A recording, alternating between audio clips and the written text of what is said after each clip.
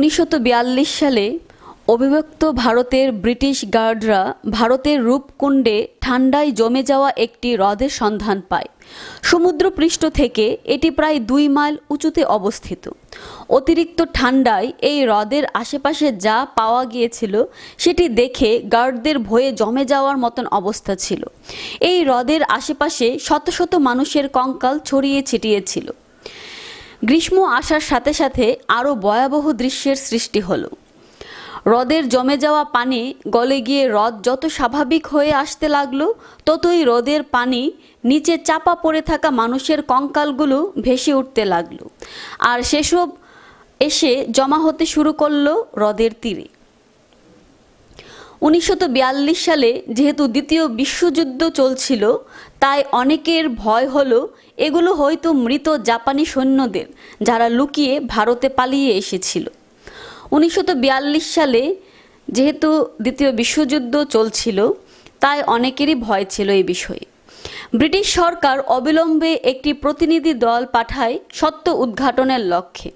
যাই হোক, কঙ্কালগুলো জাপানি সৈনিকদের এই ধারণা ভুল প্রমাণিত হলো, কারণ সেগুলোর বয়স আরও অনেক বেশি বলে মনে হচ্ছিল। এরপর থেকেই এই হ্রদের নাম দেওয়া হয় কঙ্কাল হ্রদ বা স্কেলটন লেক। এই জায়গায় এতগুলো কঙ্কাল কিভাবে এলো সেটা নিয়ে জল্পনা কল্পনা কম হয়নি। কারো মতে ভূমিধস, কেউ বলেছে মহামারী, আবার অনেকের কাছে ধর্মীয় রীতির মাধ্যমে আত্মাহুতি বা উৎসর্গের ফলে এই বীভৎস ঘটনা সৃষ্টি হয়েছে বলে জানা যায়। আর গত 6 দশক ধরে রূপকুণ্ডের কঙ্কাল হ্রদ এক রহস্য হয়েছিল। 2004-এ ন্যাশনাল জিওগ্রাফিক থেকে একদল গবেষক অবতীর্ণ হলেন রহস্য উন্মোচন অভিযানে। তারা রূপকুণ্ডের কঙ্কাল হ্রদ থেকে প্রায় 30টির মতো কঙ্কাল উদ্ধার করলেন, যেগুলোর কোনোটির গায়ে তখনও কিছু মাংস উচুলের অস্তিত্ব ছিল। আর এগুলো নিয়েই তারা রহস্য উন্মোচন শুরু করলেন। আর প্রাপ্ত তথ্য সবাইকে হতবাক করে দিল। হিসেব করে জানা গেল কঙ্কালগুলো অনেক পুরানো, 850 সাল সময়কার। ডিএনএ পরীক্ষার মাধ্যমে জানা গেল এই কঙ্কালগুলো দুটি আলাদা বৈশিষ্ট্যের দলভুক্ত ছিল। একদল ছিল কোনো একটি পরিবার, উপজাতীয় গোত্র অথবা নিকট সম্পর্কযুক্ত। এর বাইরে ছিল অন্যান্য লোকজন। কঙ্কালগুলোর সাথেই পাওয়া আংটি, কাঠের তৈরি বিভিন্ন জিনিস, চামড়ার জুতো, লোহার তৈরি বর্ষার মাথা বা ফলক ও বাঁশের পাত থেকে বিশেষজ্ঞরা ধারণা করলেন এই কঙ্কালগুলোর ছিল একদল তীর্থযাত্রীর, যারা উপত্যকার উপরে উঠছিল। তাদেরকে সহযোগিতা করছিল একদল স্থানীয় কুলি বা মালপত্র বহনকারী।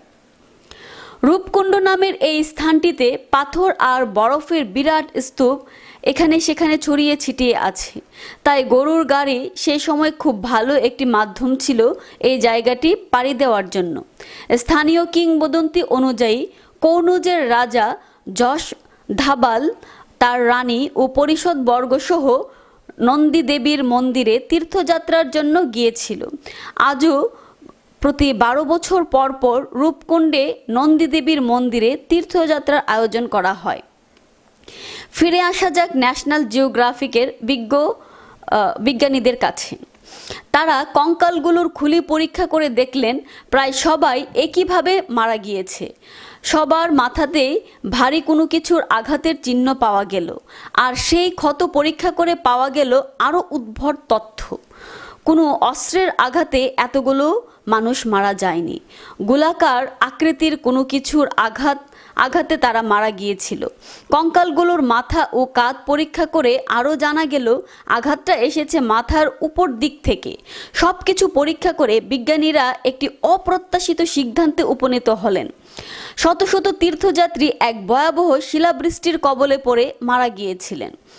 শিলাবৃষ্টি সাধারণত প্রাণঘাতী হয় না, কিন্তু কোনো এক অদ্ভুত নিয়মে সেদিন হয়তো শিলাবৃষ্টির সাথে পড়া শিলাগুলোর আকার অনেক বড় ছিল।